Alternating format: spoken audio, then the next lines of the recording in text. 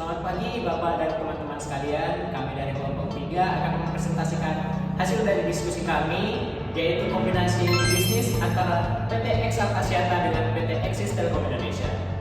Nah, sebelum itu perkenalkan anggota-anggota kelompok kami, saya Yusuf Marpau dan rekan-rekan saya. Saya Ida Paulina Purba di 175. Saya Tisa Zahra Sibuan di 200. Saya Bidang 13 dengan 198. Saya Franciscus Berbantu dengan 171. Akan kami buka dengan sebuah pantun.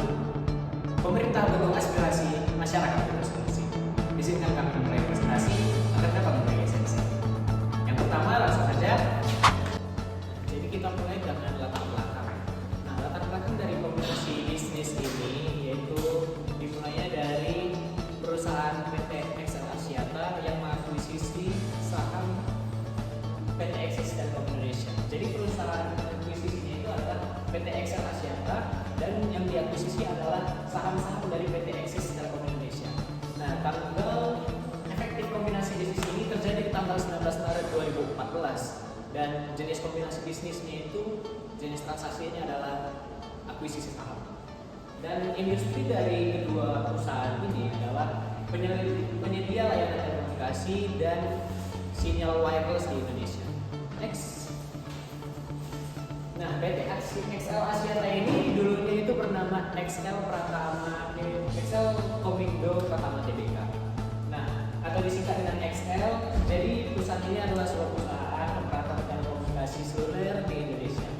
Nah, PT Excel Axiata ini mulai berdiri di tanggal 8 Oktober 1996 dan merupakan perusahaan swasta ketiga yang menyediakan layanan telekomunikasi seluler GSM di Indonesia.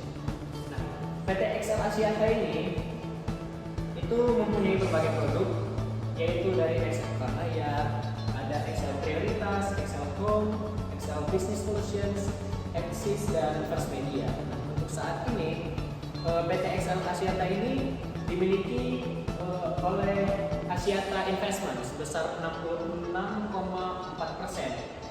dan yang tergabung di dalam Axiata Group. Sedangkan sisanya yaitu sebesar 33,6% sahamnya itu dimiliki oleh Malaysia dan publik. Nah, Excel Axiata ini terus berinovasi menjadi perusahaan operator telekomunikasi yang pertama di Indonesia yang meluncurkan konvergensi. Next. Lalu untuk perusahaan yang diakuisisi itu adalah perusahaan Axis Telkom Indonesia. Nah, dulunya itu bernama Lippo Telekom dan UPS, yaitu perusahaan yang produk layanan telekomunikasi dari Excel Axiata. Nah, anak perusahaan dari Axiata. Nah, Axis ini meluncurkan layanannya pada bulan April 2008 dan kini tersedia di lebih dari 400 kota di seluruh pulau-pulau besar. Nah, merek Axis ini awalnya dikelola oleh PT Axis Telkom Indonesia yang dulunya itu namanya PT Natrindo Telepon Indonesia. Nah, setelah proses akuisisi oleh PT Excel Axiata di tahun 2014, merek ini akhirnya dikelola dan saat ini Axis tidak lagi berdiri karena sudah menjadi sebuah perusahaan yang independen. Bukan lagi menjadi perusahaan yang independen, melainkan hanya sebagai merek semata. Next. Nah, analisis kinerja keuangan sebelum kombinasi bisnis. Nah, sebelum melakukan kombinasi bisnis, PT Excel Axiata Tbk ini menghadapi berbagai tantangan keuangan yang cukup signifikan sehingga mengharuskan perusahaan ini untuk mencari solusi. Nah, salah satu langkah yang penting itu dulunya itu diambil dengan cara melakukan akuisisi terhadap PT Axis Telkom Indonesia.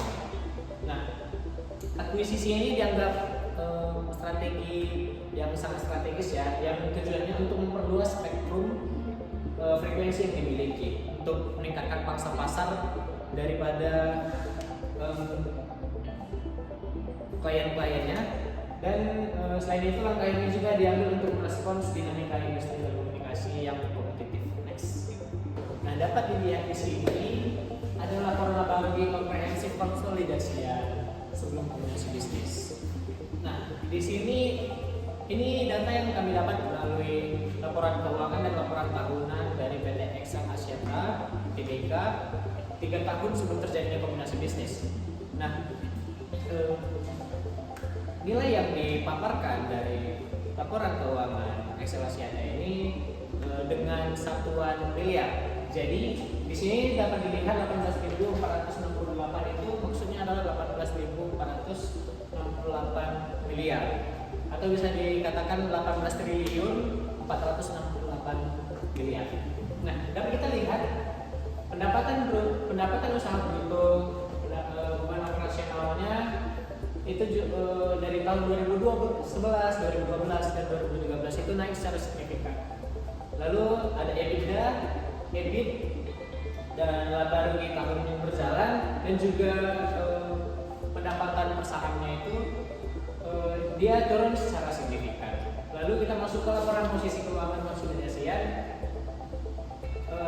Di sini dapat dilihat untuk laporan posisi keuangannya itu di bidang aset. Kita lihat di sini ada aset lancar dan aset tidak lancar. Aset lancar dan aset tidak lancar ini naik secara signifikan dari tahun 2011, 2012, 2013. Lalu ada liabilitasnya dan juga ekuitasnya dapat kita lihat di sini naik secara signifikan, kecuali liabilitas jangka pendeknya yaitu menurun. Artinya di sini adalah perusahaan ini dapat meningkatkan rasio likuidasinya. Next.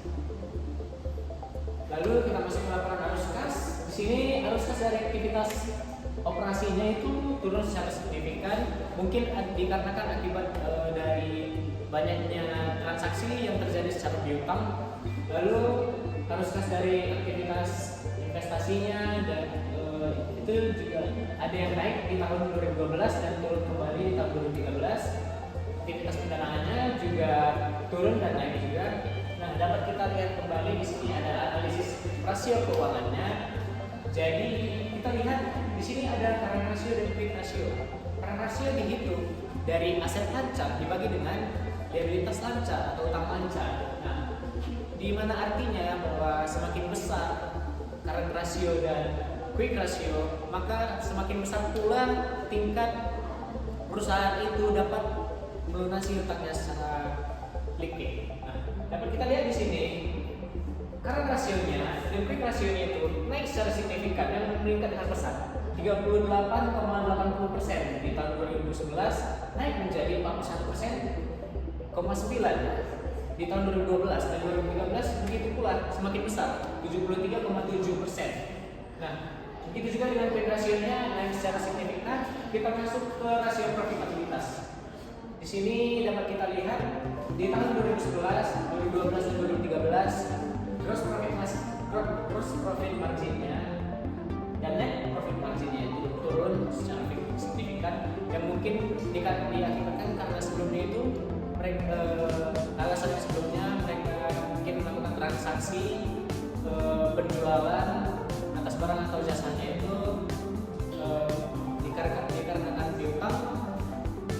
Lalu kita lihat di sini ada return on asset dan return on equity yaitu turun juga secara signifikannya. Kita lihat di sini, kita masuk ke rasio leverage di tahun 2011, 2012 dan 2013 ada debt to equity ratio dan debt to asset ratio yang dapat kita lihat di sini tahun 2011 0,8 naik ke 0,9 di tahun 2012, lalu turun kembali tahun 2013 besar menjadi 0,4. Debt to asset ratio-nya juga naik di tahun 2012 menjadi 0,4 dan stay di tahun 2013. Lalu masuk ke rasio efisiensi, aset turnover dan rasio efisiensinya tahun 2011 aset turnover-nya itu turun hingga ke tahun 2013. Itu pula dengan di rasio efisiensi dia naik secara signifikan dari 19,4% menjadi 23,4 di tahun 2012 dan menjadi 30% di tahun 2013. Dapat kita lihat di sini gambarnya tren kinerja laporan laba rugi komprehensif konsolidasian dia di tahun 2011 masuk ke tahun 2012 pertengahan dan akhir tahun 2012 akhir hingga hingga ke akhir tahun 2013 dia naik tapi stay di tahun 2013. Next.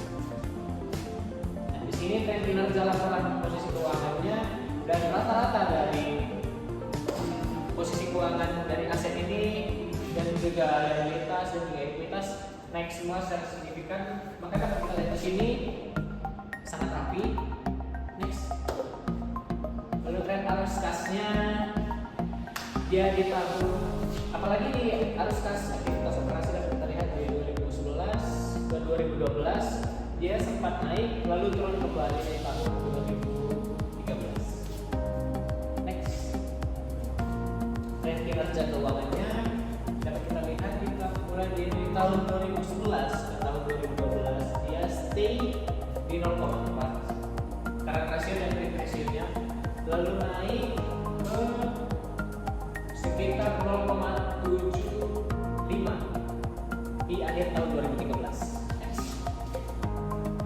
Lalu kita lihat di sini tren kinerja dari rasio profitabilitas ini sudah kita jelaskan tadi. Di sini ada gross profit margin, ada net profit margin, return on asset, dan return on equity. Semuanya turun secara signifikan yang mungkin diakibatkan karena adanya transaksi yang terjadi secara berkala. Next. Lalu tren kinerja rasio leverage-nya dari debt to equity ratio dan debt to asset ratio-nya sempat naik lalu turun kembali, kecuali debt to asset ratio-nya dia stagnan dari 2012 ke 2013. Next. Tren kinerja rasio efisiensi, asset turnover dia turun dan rasio efisiensinya dia naik sampai tahun 2013. Next. Oke, selanjutnya kita akan membahas mengenai alasan strategis melakukan kombinasi. Nah, di sini perusahaan XL dan Axis dirancang untuk membangun perusahaan telekomunikasi yang lebih terintegritas sehingga mampu mendukung keberlanjutan industri. Nah, dalam upaya ini telah ditargetkan ataupun telah diproyeksikan bahwasanya lebih dari 65 juta pelanggan menerima manfaatnya. Nah, dengan ini perusahaan XL itu dengan menawarkan peningkatan kualitas layanan, kapasitas jaringan yang lebih optimal dan jangkauan yang lebih luas. Selain itu, kombinasi bisnis ini dilakukan untuk meningkatkan efisiensi operasional, yaitu memperkuat daya saing di pasar telekomunikasi yang semakin ketat, serta memaksimalkan pemanfaatan sumber daya dan infrastruktur yang dimiliki kedua perusahaan. Next. Dari strategi yang tadi muncul beberapa potensi sinergi yang dapat dihasilkan. Nah, yang pertama yaitu penggabungan dengan Axis akan memberikan keuntungan yang signifikan bagi Excel, terutama dalam spektrum. Nah, spektrum ini yaitu peningkatan kualitas layanan dan jaringan termasuk kemampuan untuk mendukung LTE di 1800 MHz. Next. Yang kedua yaitu penggabungan usaha dengan Excel ini akan memberikan keuntungan besar bagi Axis, terutama dalam meningkatkan efisiensi operasional perusahaan serta memperluas jangkauan layanan. Nah, dengan bergabungnya kedua perusahaan ini, kinerja operasional akan semakin optimal, menciptakan efisiensi yang lebih tinggi. Selain itu, penggabungan ini akan memperkuat pengalaman pelanggan dengan perluasan jaringan dan peningkatan kualitas layanan komunikasi. Next. Di sini ada proyeksi dampak dari kombinasi bisnis terhadap laporan keuangan konsolidasi dinyatakan dalam jutaan rupiah. Nah, di sini ada detail mengenai dari rincian harga akuisisi, nilai aset yang diperoleh serta liabilitas yang diambil alih pada tanggal efektif akuisisi. Yang pertama yaitu kas pribadi itu sebesar MP1, di mana ini merupakan tambahan hak untuk membeli sisa 5% saham yang belum dimiliki. Nah, yang kedua yaitu aset identifikasi yaitu sebesar 994,179 miliar. Nah, yang ketiga yaitu hubungan yang telah ada sebelumnya itu sebesar 669,392 miliar. Sehingga diperoleh jumlah imbalan yang dialihkan itu sebesar 324,786 miliar. Nah, kemudian yaitu di sini kita akan melihat mengenai proyeksi dampak dari kombinasi bisnis terhadap laporan keuangan konsolidasi dinyatakan dalam jutaan rupiah. Nah, di sini telah dibuatkan laporan keuangan konsolidasi di mana aset teridentifikasi itu dibagi atas kas dan setara kas, aset lancar selain kas dan setara kas, kemudian aset tetap, aset tak berwujud yaitu dibagi menjadi spektrum, merek, pelanggan, serta aset tidak lancar lainnya dan hubungan yang telah ada sebelumnya. Sehingga total dari aset teridentifikasi yaitu sebesar 11.351.804. Nah, kemudian untuk liabilitas yaitu ada liabilitas serta liabilitas pajak tanggungan atas akuisisi, di mana jumlah dari total liabilitas yang diambil alih itu sebesar 19.105.899. Nah, untuk mendapatkan jumlahnya itu yang telah diambil alih, maka dikurangkan antara total liabilitas yang diambil alih dikurang dengan total aset teridentifikasi, yaitu sebesar 7.814.995 rupiah. Nah, untuk mendapatkan goodwill, kita akan menggunakan jumlah neto yang diambil alih dari dan dikurang dengan jumlah imbalan yang telah diambilkan, yaitu sebesar 324.786.000. Nah, maka didapatkan goodwillnya sebesar 7.489.309. Next. Nah, kemudian ada strategi dan negosiasi kombinasi bisnis. Di sini laporan strategi negosiasi kombinasi bisnis ada beberapa, yaitu yang pertama itu Excel menawarkan beragam produk dan layanan inovatif dengan harga terjangkau bagi pelanggan di Indonesia. Nah, yang kedua yaitu Excel juga selain Excel berupaya dalam layanan inovatif, Excel juga berupaya meningkatkan kualitas dan kapasitas layanan secara signifikan melalui jangkauan jaringan yang lebih luas dan kualitas konektivitas yang lebih baik. Baik, selanjutnya kita akan masuk ke dalam metode pembiayaan yang digunakan. Yang pertama adalah saham. Pendekatan metode penilaian yang digunakan dalam menentukan nilai wajar 100% oleh saham Excel adalah dengan menggunakan pendekatan berbasis pendapatan melalui metode diskonto untuk pendapatan mendatang dan juga pendekatan pasar melalui metode pembanding perusahaan terbuka. Nah, nilainya sebesar 45 triliun rupiah. Selanjutnya ialah pendekatan dan metode yang digunakan oleh saham Axis sendiri, di mana dengan menggunakan nilai pasar dengan pendekatan penilaian secara pendekatan melalui discounted cash flow DCF dan pendekatan pasar melalui multiple market method. Baru selanjutnya nilai pasar wajar 95% saham Axis adalah sebesar minus 8 triliun rupiah. Next. Baru selanjutnya ialah metode pembiayaan yang lain yang digunakan adalah properti. Nah, pendekatan dan metode penilaian yang digunakan dalam melakukan penilaian properti untuk tanah menggunakan pendekatan data pasar. Nah, untuk bangunan dan sarana pelengkap bangunan, di mana menggunakan pendekatan pendapatan dan juga pendekatan biaya. Untuk peralatan jaringan, di mana menggunakan pendekatan pendapatan dengan metode diskonto arus kas dan pendekatan biaya dengan metode unit terpasang. Nah, adapun daripada nilai pasar dari aset milik XL sendiri ialah sebesar 28 triliun sekian. Next. Oke, baik, selanjutnya ialah metode pembiayaan lainnya adalah yang pertama, yang keduanya aset. Nah, nilai pasar dari aset Axis adalah sebesar 5 triliun sekian. Next. Adapun daripada potensi risiko dan juga tantangan yang dihadapi serta rekomendasi untuk mitigasi risikonya ialah yang pertama, di mana risiko pelaksanaan dari rencana penggabungan. Di mana daripada akibat dari penggabungan ini sendiri, perusahaan akan menyederhanakan daripada struktur manajemen dan operasional meskipun proses ini dapat dilakukan secara bertahap. Jadi oleh karena itu tidak ada jaminan bahwa integrasi daripada hal tersebut akan mengganggu daripada aktivitas bisnis dari Excel sendiri. Selanjutnya ada risiko potensi pengunduran diri karyawan, di mana dalam hal ini rencana penggabungan ini sendiri dapat memberikan potensi risiko bahwa beberapa karyawan itu nantinya dalam hal ini Axis, perusahaan Axis mungkin tidak ingin bergabung dengan perusahaan yang baru. Mungkin ada beberapa juga kemungkinan yang mungkin akan terjadi di mana ketika hal tersebut terjadi. Next. Selanjutnya ialah risiko sinergi yang diharapkan dari rencana penggabungan tidak dapat tercapai.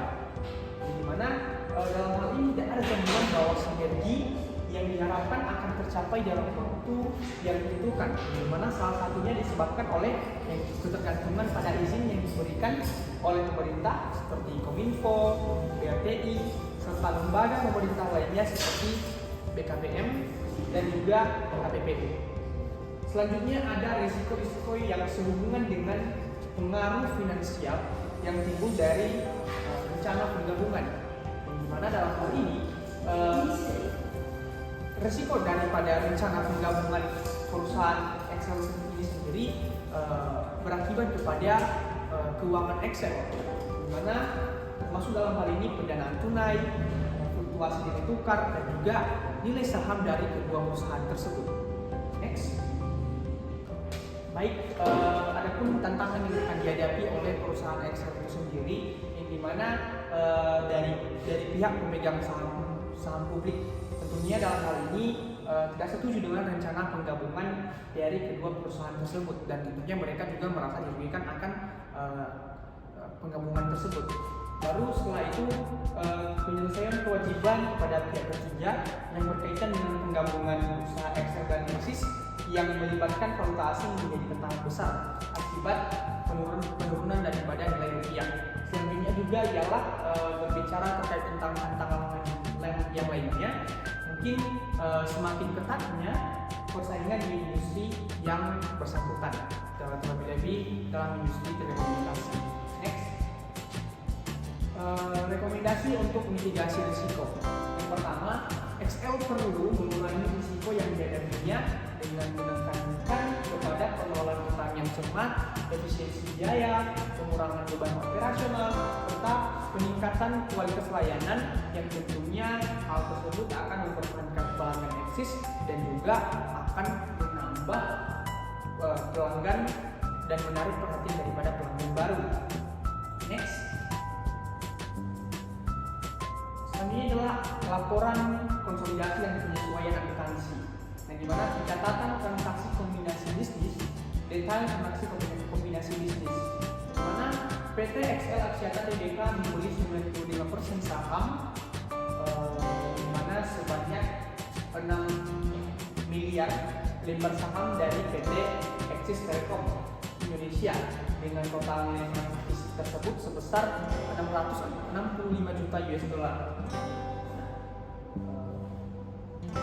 Dan juga setelah dari itu perusahaan dari Excel sendiri mengakuisisi sisa 5% lagi dari saham perusahaan Axis. Next. Nilai wajar aset dan liabilitas PT Axis Telkom Indonesia pada tanggal akuisisi yang dimana dinyatakan dalam angka jutaan rupiah, dimana nilai kas dan setara kas sebesar 22 juta rupiah, lalu aset lancar, aset tetap, dan aset tak berwujud. Kemudian dimana aset tak berwujud ada 3 poin, di mana spektrum, merek, dan juga pelanggan, di mana dan juga aset tidak lancar lainnya sebesar 111.304.000 rupiah. Baru liabilitasnya sebesar 17.359.604 rupiah. Baru ada hubungan yang telah ada sebelumnya sebesar 469 juta rupiah. Kemudian liabilitas pajak tanggungan atas akuisisi yang dimana sebesar 1.866.295 rupiah. Setelah itu jumlah neto yang diambil alih yaitu sebesar 7.814.095 rupiah. Lalu jumlah neto yang dibagi wujudnya sebesar 324.786 rupiah. Next. Kemudian ada pun daripada pengenaan jurnalnya,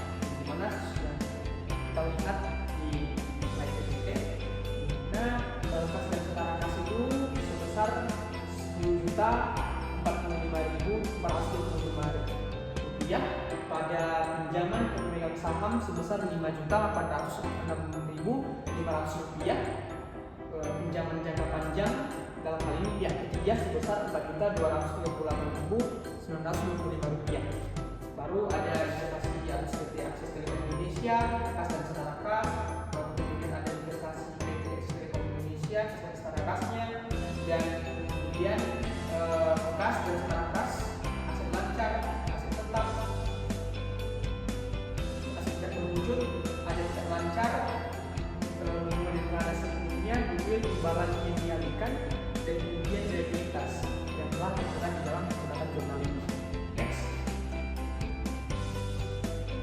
Baru di sini ada penyusunan laporan keuangannya, laporan keuangan setelah kombinasi bisnis, di mana PT Axel Aksiata, TBK, dan anak laporan laba rugi komprehensif konsolidasi interim setelah kombinasi bisnis. Dimana yang pertama ada pendapatan dan beban, di mana jumlah bebannya sebesar Rp4.420.580. Dapat juga daripada laba usahanya dan juga laba sebelum pajak penghasilan. Kemudian sebagai ini, di mana di tahun 2014 juga arus kas dari aktivitas investasi dan juga aktivitas pendanaan. Next. Nah, penyusunan laporan keuangan setelah kombinasi bisnisnya, di mana aset lancar, jumlah aset lancarnya sebesar Rp9.192.886. Kemudian aset tidak lancarnya sebanyak sebesar Rp51.544.161. Kemudian selanjutnya liabilitas dan ekuitasnya sebesar Rp16.608.882. Kemudian liabilitas jangka panjangnya, nah jumlahnya sebesar Rp29.657.176. Kemudian ada jumlah ekuitasnya juga, yang dimana jumlah ekuitas ditambahkan dengan jumlah ekuitasnya sebesar Rp400.490.969. Jadi total daripada jumlah ekuitas dan ekuitasnya sebesar Rp60.737.027. Next. Baik, selanjutnya penyusunan laporan keuangan setelah kombinasi bisnis. Jadi ini merupakan catatan atas laporan keuangan konsolidasian interim setelah kombinasi bisnis dalam jutaan rupiah. Jadi di sini PT Axis Telekom Indonesia memiliki persentase kepemilikan sebesar 95%. Tahun penyertaannya 2014 dan jumlah aset sebelum eliminasi sebesar Rp3.476.000. Next.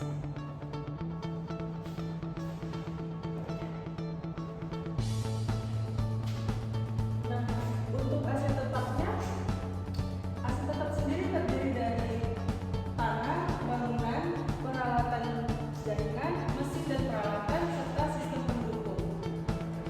Dan aset dalam penyelesaian yang jumlahnya sebesar Rp3.705.378. Adapun aset tak terwujud yang terdiri dari 3G, upfront fee, spektrum, merek, dan pelanggan yang dijumlahkan sebesar Rp6.043.200. Selanjutnya ada modal saham. Modal saham tersebut sebesar Rp1.222.000. Selanjutnya ada perpajakan, yaitu keuntungan nilai wajar dari akuisisi sebesar -1.806.000. Selanjutnya informasi mengenai pihak-pihak berrelasi. Jadi pada tanggal 10 Maret 2014, Perseroan menandatangani fasilitas pinjaman berjangka 3 tahun sebesar $500 juta dengan Axiata Group, pemegang saham mayoritas Perseroan. Berdasarkan perjanjian tersebut, Perseroan setuju untuk membayar bunga dengan suku bunga yang telah disepakati bersama pada tanggal 17 Maret 2014. Next.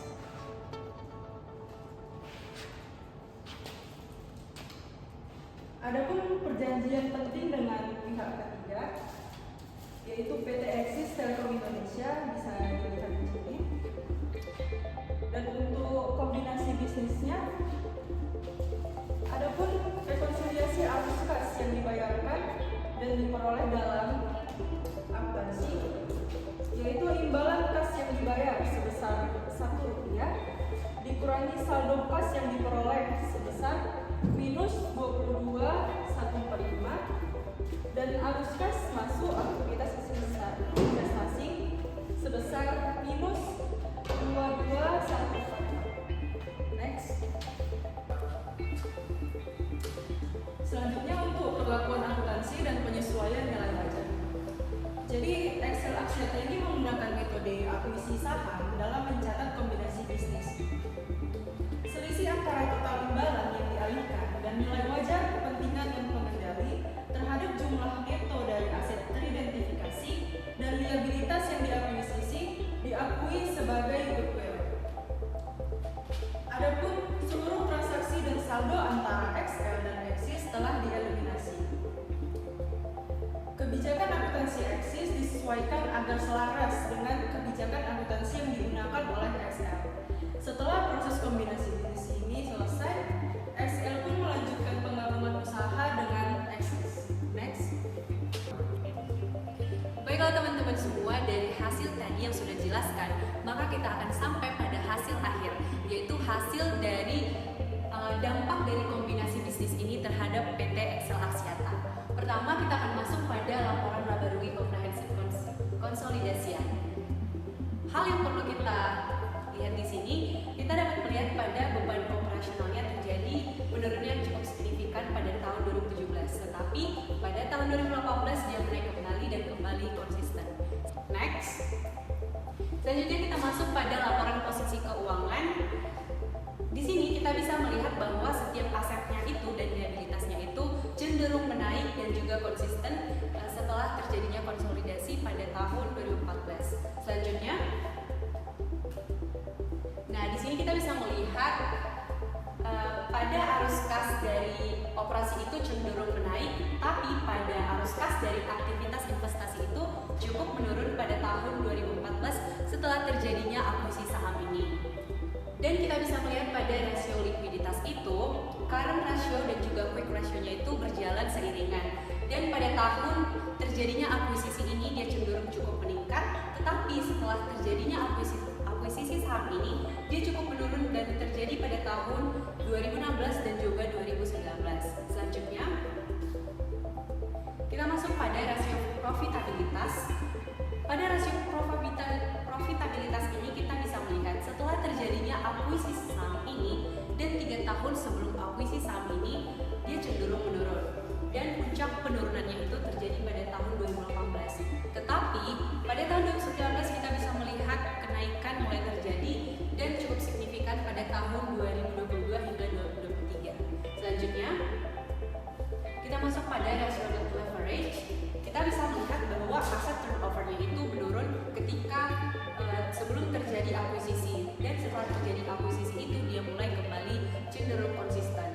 Selanjutnya kita masuk pada rasio efisiensi. Pada rasio efisiensi kita bisa melihat DER atau debt to equity ratio-nya itu ketika pada tahun akuisisinya dia cenderung menaik, tapi setelah itu 2 tahun berjalan dia menurun dan kembali cenderung konsisten hingga tahun sekarang ini. Selanjutnya, nah di sini kita bisa melihat bagaimana dampaknya itu terhadap PT Excel Axiata. Yang pertama kita akan melihat dari segi analisis rasio. DER atau debt equity ratio yang melonjak hingga lebih dari 2:1 menunjukkan bahwa beban utang terhadap ekuitas semakin tinggi. Kita bisa melihat bahwa Excel itu melakukan utang untuk memberikan pemodalan bagi akuisisi yang sedang terjadi ini, sehingga tadi pada DER-nya itu kita bisa melihat perbedaan yang cukup signifikan dari sebelumnya. Selanjutnya itu adalah earning per share. Penurunan earning per share ini pada beberapa tahun awal setelah akuisisi disebabkan oleh tingginya biaya bunga serta amortisasi aset tidak berwujud.